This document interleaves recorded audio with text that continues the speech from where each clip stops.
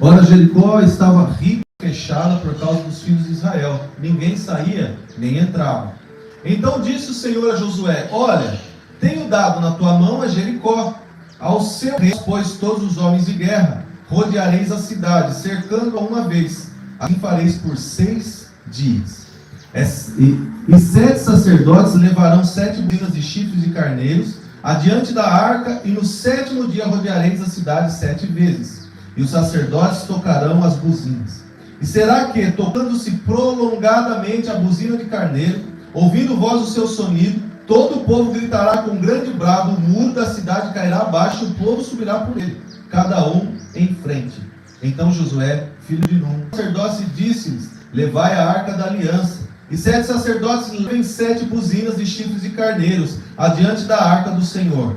E disse ao povo: passai e rodeai a cidade, e quem estiver armado, passe adiante da arca do Senhor. E assim foi que, como Josué dissera ao povo, os 7 sacerdotes, levando as 7 buzinas de chifre de carneiros diante do Senhor, passaram e tocaram as buzinas, e a arca da aliança do Senhor os seguia.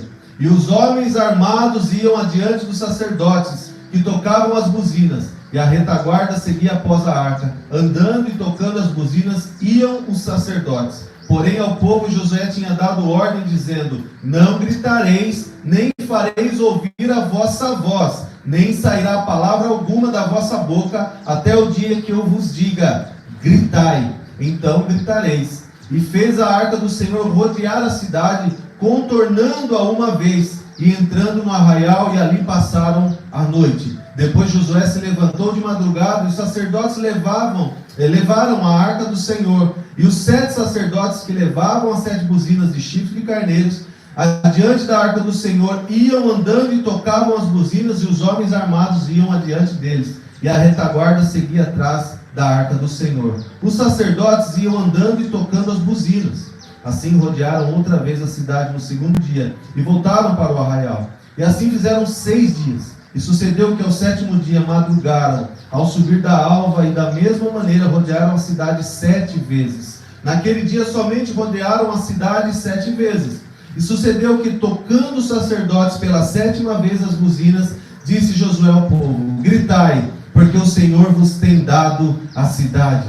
Porém a cidade será anátema ao Senhor, ela e tudo quanto houver nela, somente a prostituta Raabe viverá, ela e todos os que com ela estiverem em casa, porquanto escondeu os mensageiros que enviamos. Então somente guardai-vos do anátema, para que não vos metais em anátema tomando dela, e assim façais maldito o arraial de Israel e o perturbeis. Porém toda a prata e o ouro, os vasos de metal e de ferro são consagrados ao Senhor, irão ao tesouro do Senhor. Gritou, pois, o povo, tocando os sacerdotes as buzinas. E sucedeu que, ouvindo o povo o sonido da buzina, gritou o povo com grande brado, e o muro caiu abaixo, e o povo subiu a cidade, cada um em frente de si, e tomaram a cidade. E tudo quanto havia na cidade destruíram totalmente ao fio da espada, desde o homem até a mulher, desde o menino até o velho, até o boi e gado miúdo e ao jumento. Amém.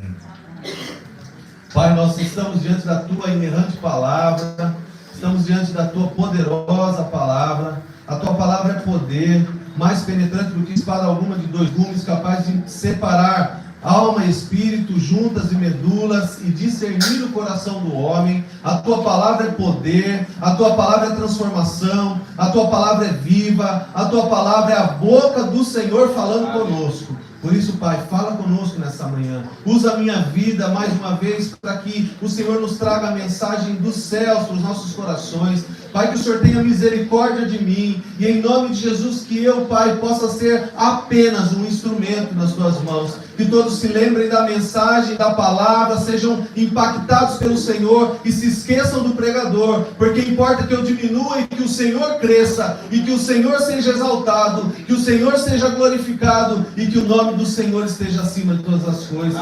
Nós oramos, Pai, pedindo ao Senhor. A nossa alma anseia por Ti. E nós precisamos, Pai, fortalecer o nosso espírito para que a nossa alma esteja submissa e nosso corpo esteja submisso. Em nome de Jesus, Pai. Assim, fazendo com que o fruto do Espírito tenha evidência em nós e a nossa carne seja mortificada. Nós te agradecemos e pedimos a Tua direção para essa palavra em nome de Jesus. Amém e amém. Graças a Deus. Para cada batalha, o Senhor nos dá uma estratégia. Para cada batalha, o Senhor nos dá uma estratégia. O interessante é saber que o inimigo das nossas almas não tem criatividade.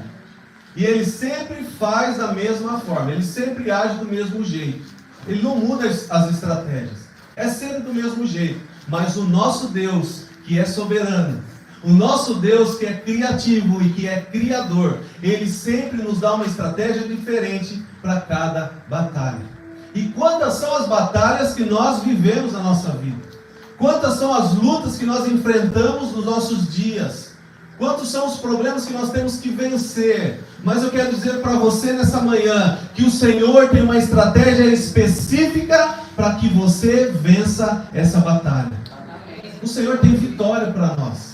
Se nós estamos ligados em Cristo e as palavras de Cristo estão em nós, João 15,7 fala que nós podemos pedir tudo o que nós quisermos, que Ele vai nos dar, inclusive as vitórias, porque em Cristo nós somos mais do que vencedores. Portanto, busque no Senhor a estratégia ideal para você vencer as suas guerras. O que me chama a atenção nesse texto tão conhecido por todos é que Josué fala, ele replica aquilo que Deus tinha falado para ele. Quando as muralhas caírem, cada um vai seguir em frente, olhando a sua frente. O que isso me traz? Qual que é o entendimento que isso nos dá? Que nós não podemos copiar a estratégia do outro. Nós não podemos copiar aquilo que Deus fez na vida do outro. Porque o nosso Deus é um Deus de processos. Quando Josué fala, segue adiante, você vai adiante, versículo 20, gritou pois o povo, tocando os sacerdotes as buzinas, e sucedeu que ouvindo o povo o sonido da buzina, gritou o povo com grande brado, e o muro caiu abaixo, o povo subiu a cidade, cada um em frente de si, e tomaram a cidade. O que isso quer dizer? Cada um em frente de si. Quer dizer que para cada um de nós, o Senhor tem uma estratégia. E para cada luta que nós temos, o Senhor tem uma estratégia. Então, aquela estratégia que Ele deu para um, Ele não vai dar para outro. Não olhe do lado, olhe para frente. Entenda qual é a estratégia de guerra, de vitória que o Senhor está te dando. Qual é o caminho, a direção que Ele tem te dado. E vá nessa direção. Não tem como copiar. Você pode até copiar, mas não vai ter eficácia. E assim também, as nossas novas guerras, muitas vezes não serão vencidas com estratégias que nós já usamos. O Senhor nos dá estratégias novas. O Senhor nos dá estratégias novas. O nosso Deus é um Deus que trabalha por ciclos, por processos. E o que você viveu até hoje na sua vida não é verdade absoluta na vida do outro. Não, porque muitas vezes você quer opinar na vida do outro. Ah, mas se fizer assim, se fizer assado, vai dar certo. Porque comigo foi assim. Aquilo lá está ficando doido. Por que vai tomar uma decisão dessa? Está errado, não é assim que faz. E o povo de Jericó, aliás, e o povo de Deus em Jericó? Estava doido ou não estava? Estava louco ou não estava? Todos os que já tinham vencido, todos os que já tinham passado por guerra, provavelmente olharam para aquele povo e falaram, esse povo está doido. Eles tinham que fazer como a gente fez. A gente fez e guerreou de tal forma. Por que eles estão rodeando os muros, as muralhas? Com Deus é assim. Com Deus é assim, quando Deus fala com você, você vai falar para as pessoas, e geralmente é para as pessoas que convivem com você, e as pessoas que convivem com você vão falar: você está ficando doido, você está ficando louco. Pedir a conta para fazer pastel. Onde já se viu? Deus falou, Deus confirmou, Deus vai dar a direção, vai dar a provisão, vai dar o sustento, vai dar a graça, vai dar tudo que é necessário para avançar. Basta você ter o coração no reino. Então, não ache que o que você viveu serve para que o outro viva também. O que você viveu é para você. Os processos que você passou é individual, é para você, não é para o outro.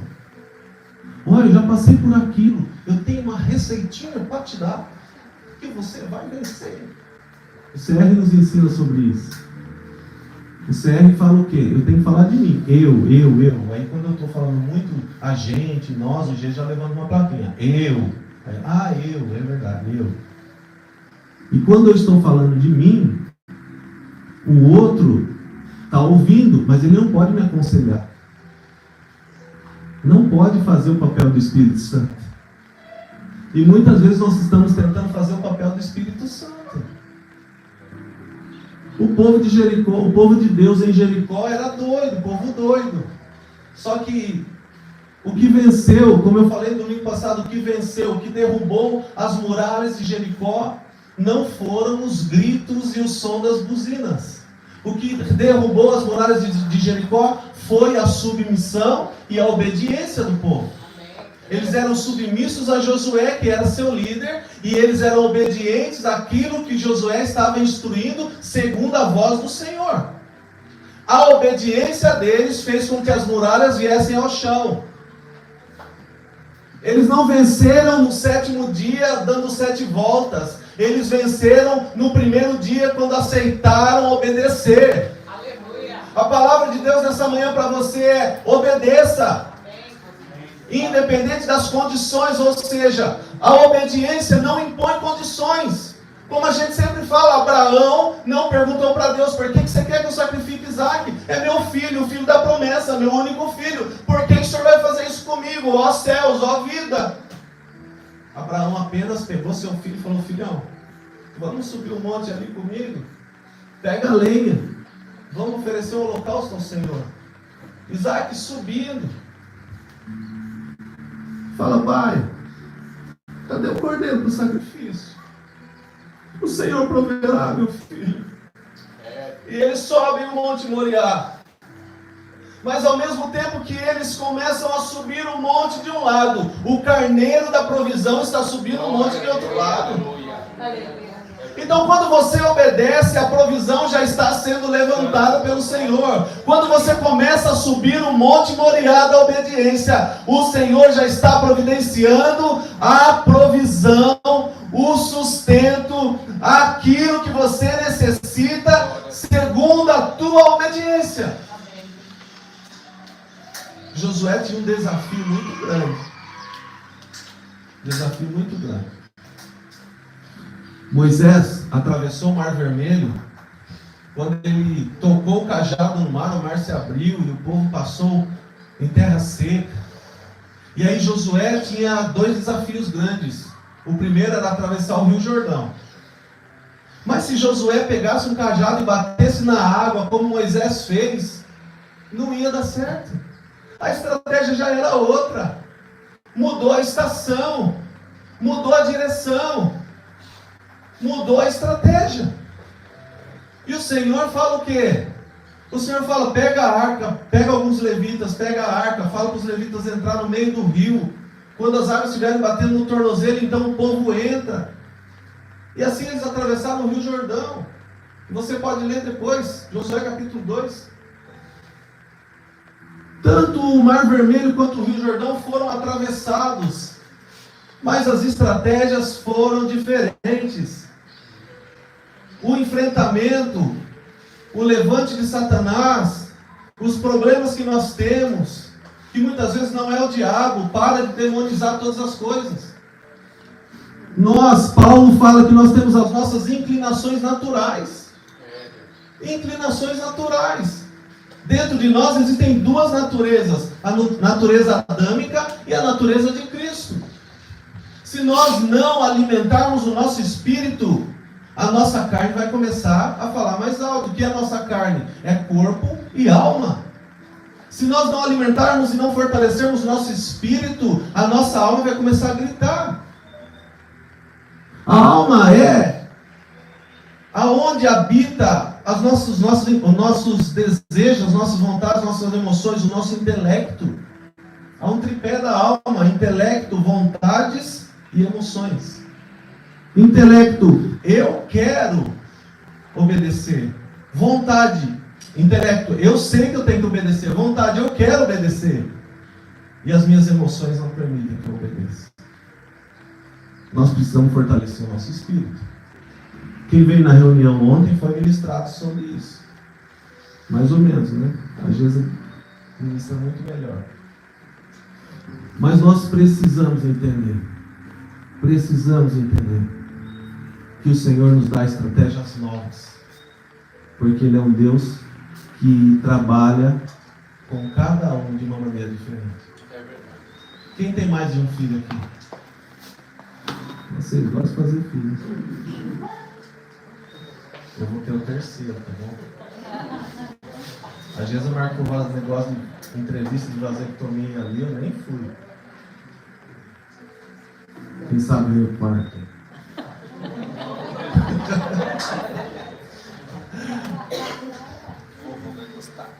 Cada filho é diferente do outro. É ou não é? Cada um é diferente do outro. A Sara caía. A gente, pelo amor de Deus, filha, o que aconteceu? Vamos para o hospital.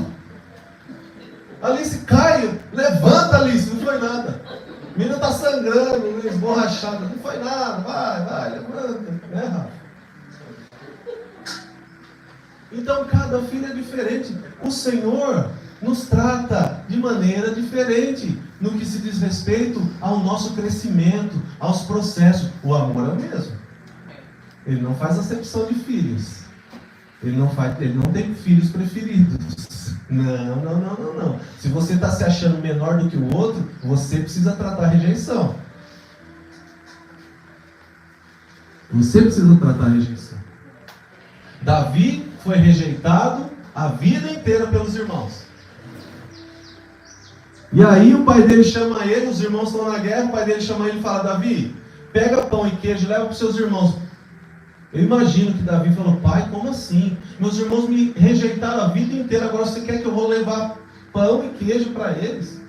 Só que quando Davi vai levar pão para os irmãos, ele encontra Golias e ele mata Golias.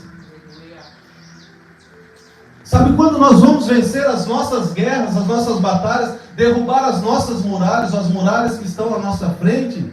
Quando nós vencermos o gigante da rejeição. Quando nós servimos pão para aqueles que nos rejeitam. É aí que o Senhor nos dá autoridade para vencermos os gigantes. Meus irmãos, o nosso Deus é sábio. Infinita sabedoria, fonte que jorra sabedoria. Sabe o que ele fez? Ele criou o ser humano para ter relacionamento. E você acha que ele não sabia que a gente ia ter conflito? Mas aí o que ele fez? Ele falou: o conflito vai existir, mas eu vou usar o conflito para fazer eles crescerem. Quem estiver disposto a crescer vai ter que vencer os traumas de relacionamento. E quando você vence, você avança. E aí, mais um pedacinho das travas do nosso olho vão sendo tiradas. E aí você avança. Aí você começa a receber do Senhor a cada dia mais autoridade. Por quê? Porque você está vencendo os traumas de relacionamento. E os seus olhos vão sendo abertos. E o Senhor vai abrindo a sua visão espiritual para muitas coisas. Queira crescer no Senhor. Queira avançar. O princípio do crescimento é o querer. O princípio do crescimento, o princípio da cura, o princípio da libertação é querer. A pior coisa que existe é você querer ajudar uma pessoa que não quer ajuda. Uma pessoa que não quer ajuda. E olha que nós vamos até o fim. Aí a gente vê, não quer mesmo. E você fica assim, será que não quer mesmo? Se eu tentar mais uma vez, será que não vai? A gente acaba se entristecendo, se dando mal, porque a gente quer ajudar quem não quer ser ajudado. Mas o princípio do crescimento, da libertação, da cura, do avanço, da autoridade, é você querer. Eu quero. A nossa oração, desde quando a gente congregava no quintal da nossa casa, a nossa oração sempre foi: Senhor, que permaneçam as pessoas que querem ser transformadas. Por quê? Porque a gente faz acepção de pessoas? Não, porque o Evangelho de Cristo é transformação. Aleluia. Quando a pessoa não é transformada e ela permanece no corpo, ela acaba atrapalhando o crescimento do outro. Essa semana eu vi um vídeo de um pastor que falou que ele é o expulsador de pessoas da igreja. Misericórdia. Porque ele fala, pessoa que vai na igreja para atrapalhar a vida do outro, eu expulso mesmo. Se a pessoa vai e fala, eu adulterei, nós vamos ajudar. Eu sou usuário de droga, nós vamos ajudar. Vamos internar você. Eu fui preso, nós vamos na cadeia te visitar. Se a pessoa feriu a si mesmo, nós vamos ajudar. Mas se a pessoa começa a atrapalhar a vida dos outros, palavras dele, tá bom? Não que eu não vá ter palavras dele. Mas é assim que funciona. Nós somos um corpo. Um corpo. Um corpo. O Senhor conta com a nossa individualidade. Claro, cada um é de um jeito, como nós falamos. Mas nós somos um corpo. E a cabeça desse corpo é Cristo. Então, se nós não estivermos todos na mesma direção, na mesma visão, em unidade, vai virar uma bagunça. Nós precisamos entender qual é a direção que o Senhor tem nos dado. Foi por isso que Ele estabeleceu Josué. Foi por isso que Ele estabeleceu Moisés. Foi por isso que Ele estabeleceu o pastor Rodrigo. Por quê? Porque Ele dá direções. Se a gente fosse sentar numa reunião, todos aqui, todos aqueles que não vieram hoje, para decidir um assunto, a gente ia passar meses discutindo sobre esse assunto. Porque cada um tem uma opinião. Cada um quer fazer de um jeito. Por isso que Ele estabeleceu liderança. Liderança. Então, quando o povo entendeu que existia um líder que recebia a direção, a visão, a estratégia do céu, o povo se colocou em submissão e obedeceu. E isso foi a vitória de quem? A vitória do Senhor. A vitória do Senhor, sabe por quê? Eles derrubam Jericó e eles vão embora. Por que derrubaram Jericó? Matou todo mundo. Por que isso? E foram embora. O último versículo, o versículo 21 fala. Não é o 21. O 21 fala, e tudo quanto havia na cidade, destruíram totalmente ao fio da espada, desde o homem até a mulher, desde o menino até o velho, até o boi e o gado miúdo, e ao jumento. Há teólogos, estudiosos da palavra que falam que que há uma hipérbole aqui. O que é hipérbole? É um acréscimo, é aumentar. Sabe aquele negócio, eu aumento, mas não invento? Né? Então, quando fala todas as pessoas morreram, todos foram mortos, alguns estudiosos falam que isso é uma hipérbole, que não foram todos. Porque lá na frente a gente vai ver que Deus manda ele voltar e terminar com o que ele tinha começado. Então tinha mais gente. Mas nós não vamos entrar nesse mérito. Nós só vamos entender que o Senhor fez eles derrubarem as muralhas, matar quase todo mundo, vamos dizer assim, e continuaram a caminhada. Por quê? Porque a fama do Senhor, o conhecimento do Senhor, o conhecimento do povo que guerreava e ganhava e vencia as guerras, começou a ser propagado. Por que nós vencemos as nossas guerras? Por que que nós vivemos uma vida segundo aquilo que a palavra nos ensina? Por que que nós queremos ser transformados e crescer para a glória dele? Tudo por ele, para ele são todas as coisas. É para a glória dele. Não é para o engrandecimento próprio. Não é para a autopromoção. Que Deus nos livre de tudo isso. Nós vivemos para a glória do Senhor. Por isso que você tem responsabilidades na sua vida cristã. Você não pode levar a sua vida cristã de qualquer jeito. Mas eu vou na igreja de domingo. Não é suficiente. Eu prefiro que você não venha, mas tenha uma vida reta lá fora. Eu prefiro que você não venha, mas busque a libertação. Eu prefiro que você não venha, mas busque uma vida limpa diante do Senhor. Igreja não muda ninguém. Igreja é o momento que nós nos reunimos e cumprimos uma ordenança do Senhor quando Ele fala: congregai-vos. O braseiro, a brasa fora do braseiro, ela esfria, ela apaga. O membro fora do corpo, ele morre. Por isso nós precisamos, o Senhor estabeleceu um corpo relacional. Nós precisamos ter relacionamentos. Nós precisamos ajudar uns aos outros. Nós precisamos apoiar um ao outro. Nós precisamos entender que nós somos aqueles que estabelecem o reino de Deus nessa terra. E é aqui que a gente vem, é abastecido e sai para mais uma semana de pregação do Evangelho. Ah, não prego o Evangelho. Eu trabalho num lugar lá, não prego o Evangelho. Eu não sou pastor. Não, você não entendeu.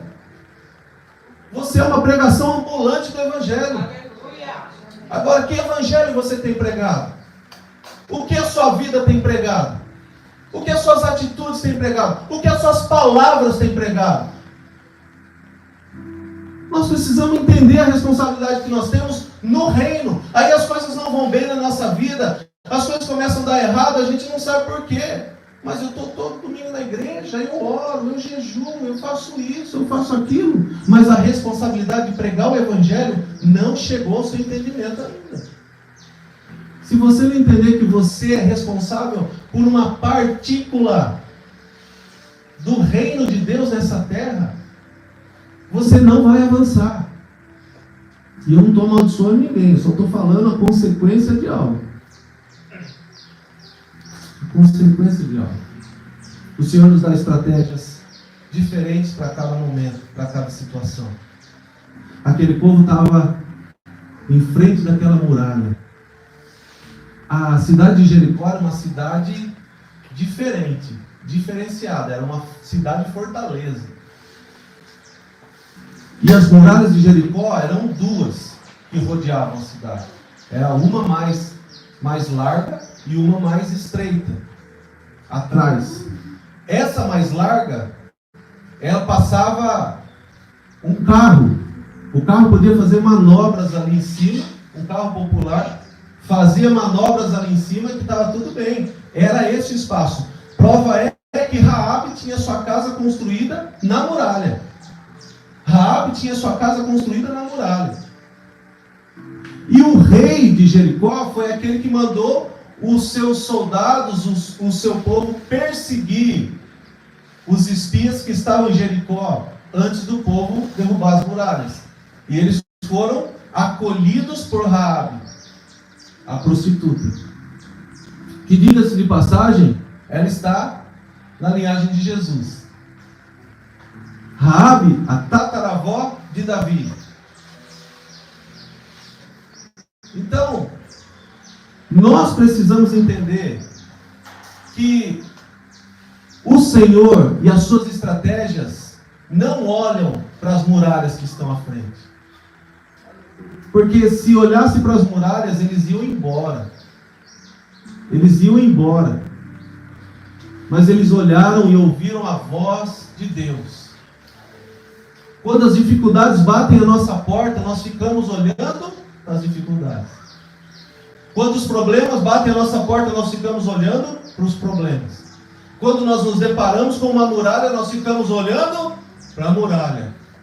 Oh, meu Deus, como que eu vou fazer? Como que eu vou vencer? Como que eu vou derrubar? Como que nós não vamos conseguir? E aí o povo dá uma volta. Eu imagino que os soldados, os os guardiões das muralhas, eles ficavam apavorados, porque eles já conheciam o povo de Israel, e eles sabiam que o povo de Israel chegava para arrebentar. E eu imagino que eles estavam comentando entre eles: meu Deus do céu, está chegando o povo de Deus, os judeus estão chegando, o povo de Israel está chegando, e agora? O que nós vamos fazer? Levanta aí, vamos ficar atento. E aí o povo ia, dava uma volta e voltava para o acampamento. Meu Deus, eles foram embora. No dia seguinte, o povo aparecia de novo: eles estão voltando, eles estão voltando. E o povo ia, dava uma volta na muralha e voltava para casa. Não pensa que é uma volta de 10 minutos, não. Você sai correndo 10 minutos na avenida e já está com a língua no pé e vai embora. Não. As muralhas, elas eram enormes. Eram horas e horas e horas dando voltas ao redor daquela cidade. No terceiro dia, a mesma coisa. No quarto, no quinto, no sexto, a mesma coisa. Eu acredito que no sexto dia, o povo lá da muralha já estava tranquilo, comendo um lanchinho. Eles vão andar e vão embora. Tranquilo. Faz isso todo dia. Que estratégia do Senhor? Estratégia de confundir o inimigo. Estratégia de fazer algo inusitado, assim como ele fez com o paralítico em Cafarnaum. Jesus estava dentro da casa, a casa estava interditada, muita gente, não tinha como aquele paralítico ser passado por aquela porta normalmente, como faziam. O paralítico está à beira do caminho, os 4 amigos pegam o paralítico, colocam na maca, olham, não dá para passar, tem impedimento, tem gente na frente, o que nós vamos fazer? Vamos subir o telhado, abre o telhado, desce ele. Jesus olha e fala: filho, perdoados estão os teus pecados.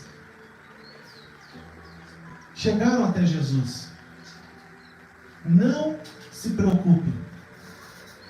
O Senhor sempre vai usar formas inusitadas para que você chegue mais perto de Jesus. Ele vai fazer pessoas levantadas por Ele mesmo te ajudarem a descer o telhado. Ele é um Deus relacional que usa pessoas para te abençoar. Quando alguém vai te abençoar, quando a dona Zeneide te chamar para jantar, não recusa. É bênção na sua vida e na vida dela. Falei bênção na minha vida porque eu já estou me convidando. Tá bom. De novo. Brincadeira. Quando alguém que quiser te abençoar, não retenha a bênção da vida da pessoa. Aceite. Porque o Senhor usa pessoas para te abençoar. Que caia por terra, em nome de Jesus, todo orgulho. Amém. Tem pessoas que não vêm à igreja porque não tem carro. Tem pessoas que não vêm à igreja porque tem dificuldade. Mora longe. Mas não pede carona. Não pede carona. Sabe o que é isso? Orgulho. Orgulho. Eu já falei para muita gente isso. Ah, pastor, mas eu acho chato pedir carona. Sabe o que é isso? O quê? Orgulho. A pessoa parece que tomou um soco na casa, né? Mas a verdade cura. A verdade liberta. Você pode falar o que você quiser. Depende da forma que você fala. Não vai machucar as pessoas. Mas nós precisamos entender que para cada batalha o Senhor tem uma estratégia diferente. E as muralhas que estão levantadas diante de você, elas serão derrubadas não pela força do seu braço. Aquele povo poderia ter usado de inúmeras maneiras ou de inúmeras armas para tentar derrubar as muralhas. Poderia ter usado de tudo para tentar derrubar a muralha. Mas eles não fizeram com a força do seu braço. Eles fizeram com as estratégias do céu. Eles fizeram com a estratégia de Deus. O problema é que a gente acha muita coisa. Eu acho. O que é melhor, achar ou ter certeza? E o que você faz para ter certeza? Muitas vezes a gente não faz nada. Agora, como que eu faço para ter certeza? Pergunta para Ele. Pergunta para Ele. Quando a gente fala, Deus responde, não é sentido figurado. É literal. O Senhor fala. O Senhor responde. O Senhor, Ele tem prazer em ser teu amigo. Por que eu vou abrir mão disso? O Rei do Universo quer ser meu amigo e eu vou abrir mão disso. E aí as batalhas vêm. E aí eu pergunto, Senhor, qual que é a estratégia? Qual que é a estratégia? Planta bananeira. Uma vez, alguém contou uma história, não sei se foi aqui, que uma moça passou em frente a uma lanchonete, ela estava orando para Deus dar a ela uma oportunidade de fazer aquilo que Ele quisesse que ela fizesse, que Ele queria que ela fizesse. E ela passa na frente de uma lanchonete e o Senhor fala, desce e planta a bananeira na frente da lanchonete. Não, acho que é coisa da minha cabeça, estou ficando doida, não pode ser. Desce e planta a bananeira na frente da lanchonete. Não vou fazer isso, porque é coisa da minha cabeça. Desce e planta a bananeira na frente da lanchonete. Ela parou o carro, desceu, plantou bananeira na frente da lanchonete. A dona da lanchonete saiu chorando aos prantos. Abraçou ela e falou, por que você está plantando bananeira? Por que você está fazendo isso? Porque Deus mandou. Eu falei, eu acabei de orar, perguntando para o Senhor se era para eu continuar ou se era para eu fechar as portas. E se fosse para eu continuar, que alguém plantasse bananeira aí na frente. Deus e suas formas de trabalhar. Deus e suas formas de trabalhar. O pastor Luciano Subirá conta que ele estava numa viagem. E voltando dessa viagem, dentro do carro com um pastor amigo, conversando, ele começou a sentir cheiro de pamonha. Cheiro de pamonha, senti cheiro de pamonha, andou, quilômetros e quilômetros se passaram. Eles entraram num posto, que era o posto da pamonha. E eles entraram num posto e ele falou, nossa, Deus me trouxe aqui, eu já entendi. E aí ele falou pastor, estou sentindo cheiro de pamonha faz muitos quilômetros. E agora nós estamos aqui, Deus nos trouxe aqui. O problema é que ele não gosta de pamonha. E aí ele olhou, tinha um rapaz sentado no estacionamento. E Deus falou para ele, compra uma pamonha e dá para o rapaz. Eu fui lá, comprei uma pamonha e dei para o rapaz. Quando eu entreguei a pamonha para o rapaz começou a chorar. Ele tinha acabado de orar e falado, Senhor, se não for para eu tirar minha vida, se o Senhor existe, se eu tenho solução, se tem solução para a minha vida, ele estava em estado de desespero. Que alguém compre uma pamonha e me dê. E quando ele recebe aquela pamonha, é a resposta de Deus. Deus e suas estratégias. Não subestime o poder de Deus. As estratégias de Deus para a nossa vida são individuais. Ele trabalha com cada um de uma forma diferente. Aquilo que Ele fez na minha vida, eu posso contar como testemunho para fortalecer a tua fé. Mas o processo na minha vida não vai ser igual ao seu. Nunca vai ser igual. Então não adianta eu falar, faz assim que dá certo. Ah não, mas eu estou pensando em fazer do tipo. Não faz isso. Não faz isso, vai dar errado. Estou falando para você está ficando louco fazer isso? Nós não podemos agir dessa forma. Nós temos que entender que somos seres espirituais e ligados ao Senhor. Nós somos a cada dia mais sensíveis para ouvir a voz do Espírito Santo. E ouvindo a voz do Espírito Santo, nós não vamos ter achismo. Nós vamos ter certeza. Certeza. Qual é o próximo passo? O Deus que fala, Ele confirma. Foi assim com Josué. No capítulo 1, Deus fala para Josué, Josué, seja forte e corajoso. No capítulo 2, o povo chega até Josué e fala, Josué, seja forte e corajoso. Primeiro é Deus falando, segundo é o povo confirmando.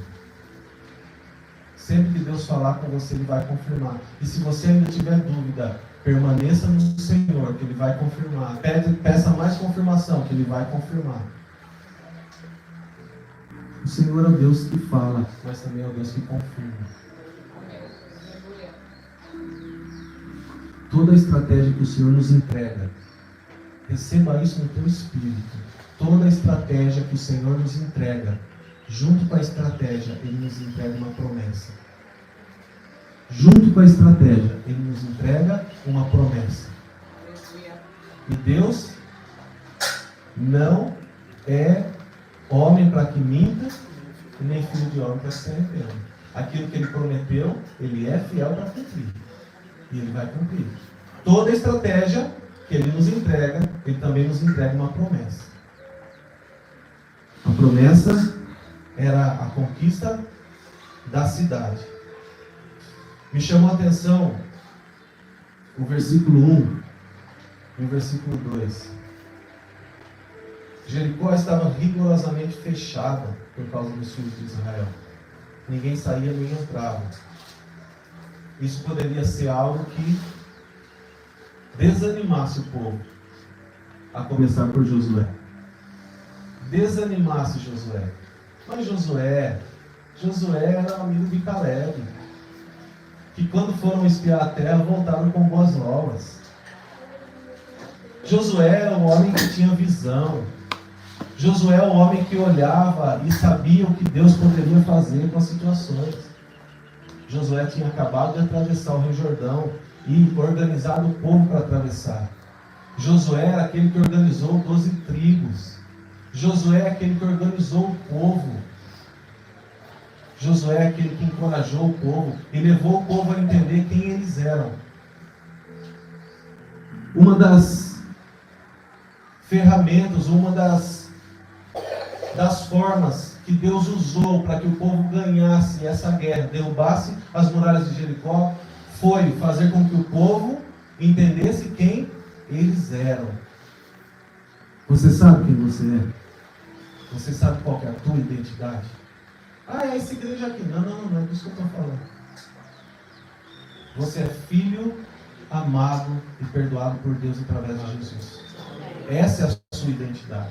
Quando você entende a sua identidade, nada vai te abalar. Nada vai fazer com que você caia no vitimismo. Você é filho, filha amada de Deus. Isso é suficiente. Isso é suficiente. Isso é a melhor coisa que nós podemos ter. Se Deus fechar as portas da igreja, tirar esse microfone, eu vou continuar sendo filho e está tudo bem. Glória a Deus. Ele faz a vontade dele, ele faz o que ele quer. Mas nós precisamos continuar entendendo quem nós somos. No capítulo 5 de Josué, Deus fala assim para Josué: Josué, pega pedras e faça facas de pedras. E vai circuncidar os filhos daqueles que saíram do Egito. Porque aquele povo que estava com Josué não é o povo que saiu do Egito. Eram os filhos daquele povo. Era outra geração. E aqueles filhos não tinham sido circuncidados, porque o costume dos judeus é a circuncisão ao 8º dia de vida. Deus é um Deus de detalhes. E Ele não faz nada por acaso. Deus não faz nada aleatoriamente. Tudo Ele faz com propósito. Tudo Ele faz com propósito. Sabe por que as crianças eram circuncidadas no 8º dia de vida? Porque o 8º dia de vida, cientificamente, foi comprovado que era o dia que tinha menos probabilidade de ter hemorragia. Deus é um Deus de detalhes. É um Deus de minúcias. Não se preocupe com as coisas pequenas da tua vida, porque Ele está cuidando. Acesse lugares novos nele. Acesse lugares novos nele. Então Josué pega e obedece o que o Senhor está falando. Pega as pedras e faz facas de pedras. Pega o povo e começa a circuncidar todos os homens daquele povo. Porque a circuncisão é a marca da filiação. Eram circuncidados aqueles que se consideravam filhos de Abraão. E agora o povo está no deserto e não é circuncidado. Então Deus dá uma ordem para Josué: pega pedras, faça faca de pedras e circuncida esses meninos. Josué faz isso. Porque eles não tinham a marca da filiação. É como se Deus estivesse falando para ele: Josué, sabe qual é o seu maior inimigo? O maior inimigo desse povo no deserto não são os heteus, não são os amorreus, não são os jebuseus, não são os cananeus. O maior inimigo do povo no deserto é a falta de consciência de que eles são filhos. E esse é o nosso maior inimigo. Quando nós não sabemos quem nós somos. Quando nós não sabemos quem nós somos, qualquer situação nos coloca no lugar de vítima. Nós vamos ter sempre a necessidade de provar algo para alguém. Sabe por que as pessoas se envolvem com droga? Por necessidade de aprovação. Necessidade de aprovação. Eu preciso provar que eu também consigo, que eu também posso. Eu preciso ser aprovado por esse grupo. Via de regra, é isso que acontece. Nós somos filhos e somos amados. E o Senhor nos dá estratégia individualmente para que nós possamos vencer todas as nossas guerras. Todas as nossas guerras. A obediência vai ser a arma mais importante que nós vamos ter para vencer as nossas batalhas. Por isso que é importante nós não sairmos do nosso secreto. Por isso que é importante nós não deixarmos o nosso relacionamento com Deus todos os dias. Porque é nesse lugar, no secreto, que todas as coisas nos são reveladas. É no secreto que Deus se revela a nós. É no secreto que Deus nos dá direções. É no secreto que Deus fala qual é o próximo passo. É no secreto. Não é na igreja. Ah, mas não tem revelação, não tem nada na igreja. Tem. Tem para a igreja. O propósito é para a igreja.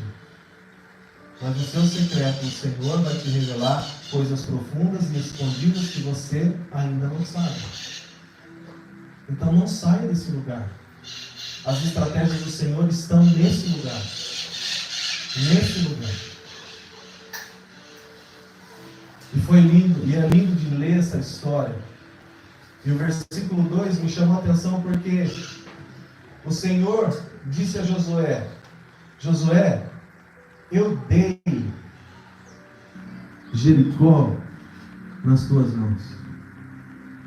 Como que ele deu Jericó na mão de Josué, do povo, se o povo nem tinha feito o que o Senhor estava mandando? Como que ele deu se não tinha acontecido? Como que ele deu se as muralhas não tinham caído? As muralhas estão aqui e o Senhor está aqui falando: eu dei a terra para você, mas está com muralha ainda. Mas eu tenho. O Senhor que dá visão, dá a provisão. Aleluia. O Senhor sempre vai falar qual é a estratégia antes e você dá o passo. Não seja afoito. Espera o tempo certo. Faça conforme Ele quer que você faça. Não entre em lugares que Ele não mandou você entrar. Você está dando bolo de chocolate para Deus. E Deus não gosta de bolo de chocolate. Ah, mas é gostoso, é bom, eu vou fazer porque meu coração tem boas intenções.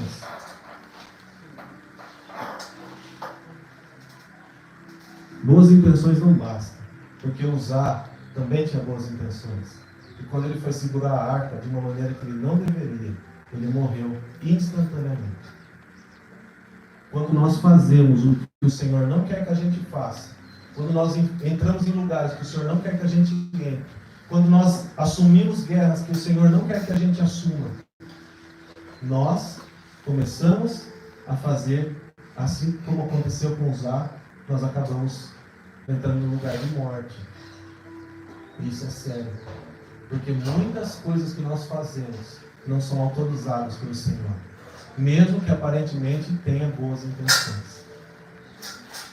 Então pergunte para Ele. Pergunte para Ele.